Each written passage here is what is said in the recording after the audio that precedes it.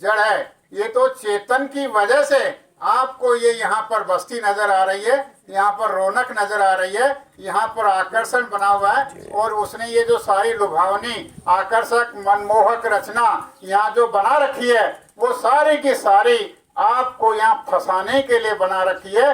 ये सारी की सारी उस माया की एक छाया है यहाँ। और इस माया की छाया के पीछे हम सब लोग रात और दिन भाग रहे हैं, रात और दिन भागते भागते, और फिर भी ये माया की छाया हमारी पकड़ और हमारे काबू से बाहर होती जा रही। और आखिर में कहते हैं कि भाई माया की छाया थी, पकड़ में नहीं आई, और भागते भागते थक लिए, अब तो मरने की तैयारी है, अब तो जाना है।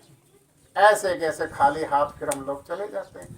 तो हम लोगों को क्या करना है कि इस शरीर के अंदर जो चेतन जीवात्मा बैठी है, उस चेतन जीवात्मा को जगाने का काम इस शरीर में बैठ करके करना है। इसको परखने और पहचानने का काम हमको इस शरीर में बैठ करके करना है। और अगर हम लोगों ने ये काम नहीं किया तो हमारा ये जो जीवन है ये व्यर्थ जा रहा है। तूने हीरो सो जन्म गवायो, भजन बिना बावड़ो फिरे। तूने हीरो सो जन्म गवायो, भजन बिना बावड़ो फिरे। कैसा शरीर उस मालिक ने दिया, और वो शरीर पाकर के तो बावड़े की तरह से इधर से उधर घूम रहा है। बावड़ा जिसको कोई होश नहीं, ज्ञान नहीं, सुबह का शाम का, बैठने का, उठने का, आने का, जाने का कोई पता नहीं, वो बावड़ा। तूने हीरो सो जन्म गवायो, भजन बिना बावड़ो फिरे। कदे न आयो संसरण में, कदे न हर गुण गायो। कदे न आयो संसरण में, कदे न हर गुण गायो। ये काम भूल करके भी जिंदगी में उसने नहीं किया, कुछ नहीं किया उसने। और किया क्या उसने?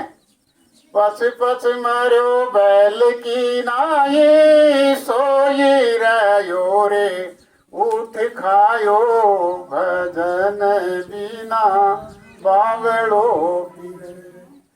पछ पछ मारो बैल की नाई, सोई रहो रे उठ खायो, भजन बिना बावड़ो फिरे। ये काम किया, ये सारा का सारा जीवन इस बावड़ेपने में खो दिया। क्या मिला उसको? कुछ।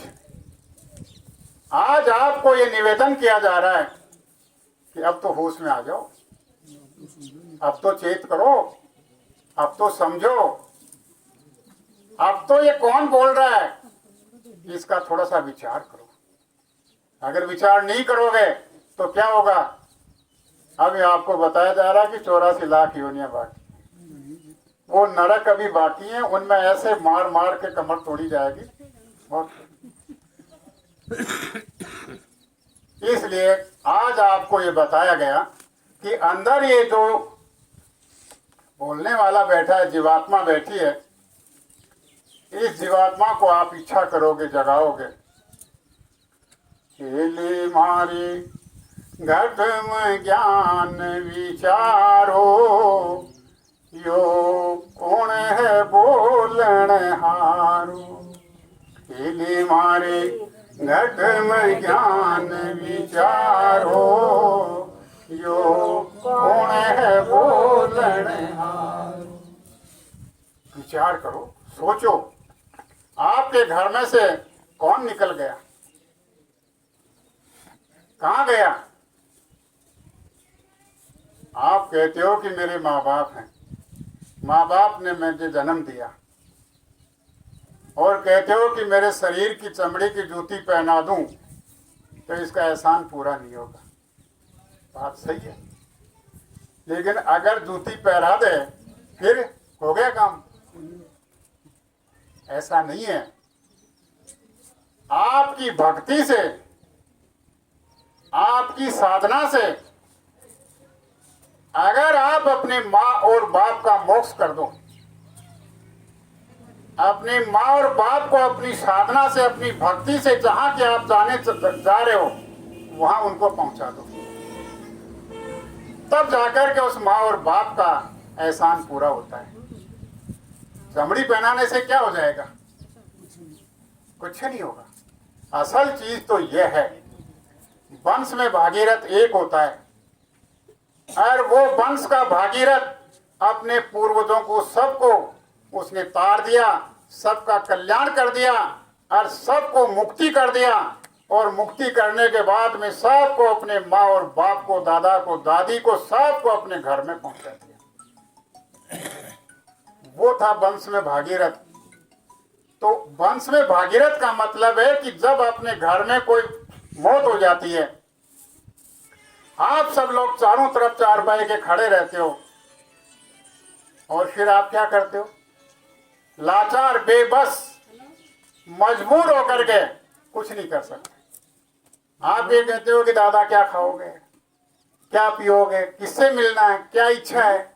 वो क्या इच्छा बताएगा? अंदर तो झड़ी लग रही है, अंदर तो मार पिटाई हो रही है।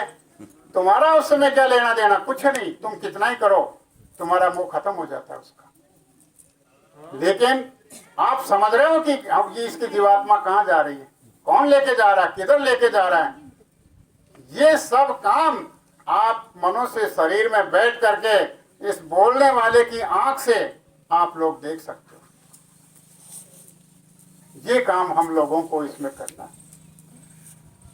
जब आपको आसपास योद्धा खड़े, आप कैप्टन हो, हवलदार हो, मेजर हो, जनरल हो, कुछ भी हो, आसपास योद्धा खड़े, सभी बजावे गाल, और सब है कुछ नहीं, हम किसी को न ले जाने नहीं देंगे, कौन आता है, पैरा लगा दो, वो कर दो, ये कर दो, घर में नहीं घुसने देंगे। लेकिन क्या होता है? मंज महल से ले चला, ऐसा काल कराल। उनको पता ही नहीं चला किधर से कौन लेके चला गया। वो गाल बजाते रह गए और देखा, अरे ये क्या हो गया, ये हो गया, मर गया, मर गया, निकल गया, निकल गया। तो इसलिए हेली मारी गठ में ज्ञान विचारो, यो कौन है बोलन हारो। हेली मारी गठ में ज्ञान विचारो, यो कौन है बोलन हारो।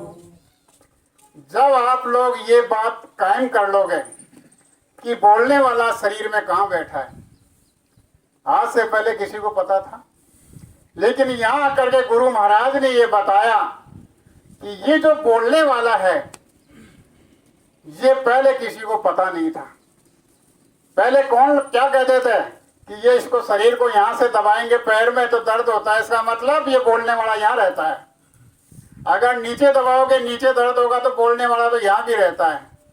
अगर यहाँ दबाओगे तो बोलने वाला का यहाँ रहता है, यहाँ दबाओगे तो यहाँ रहता है, यहाँ दबाओगे तो यहाँ रहता है।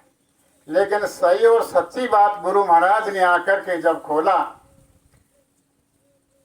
काया 8 पोटड़ी 10 दरवाजा, काया के माय लुकती छिपती मैं फिरूं रे, फिर भी ओ छोड़े नाई। तो क्या होता है कि इसके अंदर 10 दरवाजे, 8 कोठड़ी हैं, 9 दरवाजे बाहर खुलते हैं, एक 10वां दरवाजा बंद कर रखा है। यहां से लेकर के वो नीचे तक, इधर से उधर, उधर से ऊपर से नीचे, नीचे से ऊपर भागती रहती है। लेकिन वो जमदूत लेने के लिए जब आते हैं तब उसकी भागदौड़ पकड़ करके उसको नीचे से मारते हुए लेके आते हैं पैंदे में से, और मारते मारते मारते इधर ऊपर की तरफ लेकर के आते हैं। जहाँ 10वां दरवाजा है वहाँ तो पहुँच नहीं पाते हैं, लेकिन इन 9 दरवाजों से लेकर के फिर वो आखिर में आँख से निकल जाते हैं, चले जाते हैं। 10वां दरवाजा बंद रहता है। अब 10वां दरवाजा अगर मान लीजिए मनुष्य जीवन में रहते हुए कोई खोल ले तो 9 दरवाजों से निकलने की जरूरत क्या है? 10वां दरवाजा ऊपर है, वो निकल गया। लेकिन आप लोग जीवन में तो खोला नहीं उसने, और मरने के बाद में आप शमशान में जब जाते हो तो लेके बांस और उसका ओहदा दे करके दसवां खोल देते हो। ये काम कर देते हो कि ये जिंदा तो इसने खोला नहीं, चलो मरने के बाद अपनी दसवां खोल दें इसका। लेकिन आपके खोलने से क्या होगा? कुछ नहीं।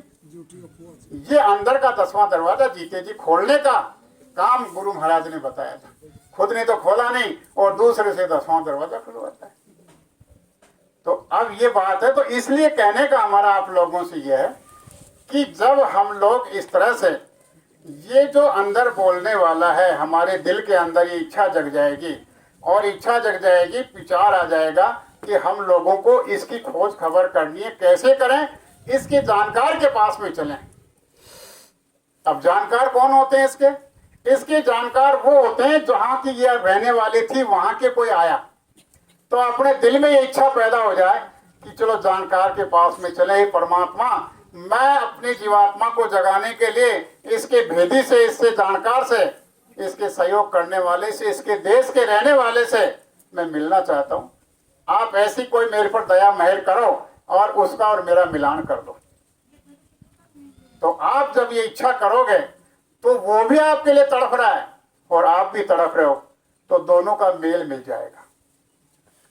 जब दादू साहब थे तो दादू साहब सादा कपड़ों में रहा करते थे। संत की कोई वेशभूषा पहले थी लेकिन बाद में उन्होंने खत्म कर दी। पहले सभी जो साधु संत थे वो गेरुआ वस्त्र पहनते थे। गुरु महाराज ये बताया करते थे कि अगर गेरुआ कपड़ा किसी गधे पर भी डाल दिया जाए तो उसको भी प्रणाम करना, क्योंकि ये जो गेरुआ वस्त्र एक कफन है। उसको कौन यानी पहन सकता है? जो जीते जी मरने का काम करता है वो पहनता है। जीते जी मरने का काम मतलब चाहे जब शरीर में रहा और चाहे जब शरीर से निकल करके अपने घर में चला गया, फिर आ गया, फिर चला गया, फिर आ गया, फिर चला गया, ऐसा शख्स ही उस गेरुआ कपड़े को पहन सकता है। अगर उसमें ये करामात नहीं है तो उसको कभी मत पहनना चाहिए। तो इस तरह से उसकी बहुत कदर थी पहले। लेकिन इस गेरुआ वस्त्र के अंदर जब पाखंड होने लग गया, जब जीवों के साथ में धोखा होने लग गया, तो ऐसे संत सतगुरु दाता दयाल ने इस भेष को छोड़ दिया और अपना सादा भेष में रहने लग गए। सादा भेष, कोई धोती कमीज पहन ले, कोई चादर पहन ले, कोई कैसे धोती पहन ले, इस तरह से वो अपना सादा भेष रखते थे, सादा भेष में ही रहते थे। तो दादू साहब की जो बात थी तो वो सादा भेष में थे और उनका सर था वो पूरा का पूरा एकदम गोरा चिट्टा गंजा था। अब दो महाशय थे, वो विचार करके आपस में कि किसी महात्मा जी के यहाँ चलें तो अपने को भी अपनी जीवात्मा के कल्याण का कोई मार्ग मिल जाए। तो अपने घर से रोटी बाटी लेकर के और वहां घर से निकल गए कि कब आओगे? कि भाई पता नहीं आने का, तो कब आएंगे? जब हमारी ये जाने की मंजिल पूरी हो जाएगी तो हम अपनी इच्छा पूरी हो जाएगी तो हम चले आएंगे। तो जा रहे थे, तो काफी दूर जाने के बाद में जंगल में चल रहे थे, तो जंगल में दादू साहब का वो आश्रम था और वो शाम को अपने आश्रम से निकल करके बाहर घूमने के लिए जा रहे थे। तो दोनों महाशय के सामने वो आ गए और वो जा रहे। उन्होंने विचार किया कि ये तो अपशकुन हो गया, अपने को ऐसा रास्ता बताने वाला अब कोई नहीं मिलेगा। तो क्या बात हो गई कि देखे गंजा आदमी है, ये अपने सामने आ गया, अब नहीं मिलेगा। तो क्या किया जाए? शकुन को मारो। कैसे मारे? कि इसके सिर में 10-5 जूते मारो, तब शकुन बने। तो क्या था कि वो जैसे ही नजदीक आए, उन्होंने न उससे बात की न उन्होंने उससे बात की और उन्होंने अपने जूते निकाले उसके सिर में मार दिए। अब वो सर था वो लहूलुहान हो गए। वो भी कुछ नहीं बोले, वो भी कुछ नहीं बोले और वो आगे चले गए, वो उधर चले गए। जब आश्रम के नजदीक पहुंचे, वहां पूछा कि यहाँ क्या है, कोई रहता है यहाँ? कहाँ रहते हैं? कौन रहते हैं? कि महात्मा जी रहते हैं। तो उनकी इच्छा हो गई, महात्मा जी रहते हैं तो फिर क्या, अपन तो यहीं रुकते हैं। फिर अब क्या है कि महात्मा जी आश्रम में आ गए।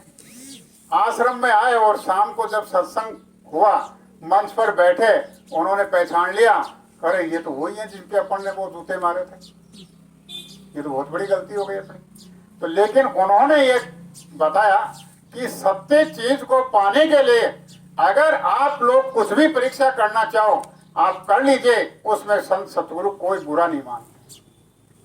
तुम अच्छे काम के लिए निकले थे और तुम्हारी भावना थी, इसलिए इसका तुम्हें कोई दोष नहीं लगेगा। आपको वहाँ भेद भी मिला, नामदान मिला, उन्होंने नाम का भेद प्राप्त किया, अपने घर में साधना की। तो इसलिए हम लोग जब इच्छा करेंगे तो हमारा मिलान बताने वाले से ऊपर बैठा ईश्वर, तो वो क्या कहता है कि हम भी तुम्हारे देश से निकले हुए हैं, जो हमारा रास्ता रोक रखा है, जो ईश्वर परमात्मा खुदा गॉड है, वो भी वहीं का रहने वाला है और हम भी वहीं के रहने वाले हैं। तो काल रूप में तिनकर भ्राता, वो क्या कहता है, मैं काल हूं, मैं तुम्हारे अच्छे बुरे कर्मों का हिसाब रखता हूं, और वो देखा जाए तो वैसे मैं तुम्हारा भाई हूं कि तुम्हारा और मेरा घर एक है। लेकिन मुझे क्या सजा मिल रही है कि मैं अपने घर में जा नहीं सकता और तुम अपने घर में जा सकते हो, लेकिन तुम मेरा हिसाब पूरा कर जाओ और चले जाओ। हिसाब कौन सा, अच्छे का बुरे का हिसाब कर जाओ, चले जाओ, तुम्हें कोई नहीं रोकेगा। हिसाब पूरा हो नहीं सकता, हम जा नहीं सकते। इसलिए बोलने वाले की हमको जब परख पहचान हो जाएगी तो सतगुरु की दया का हमको एहसास होने लगेगा।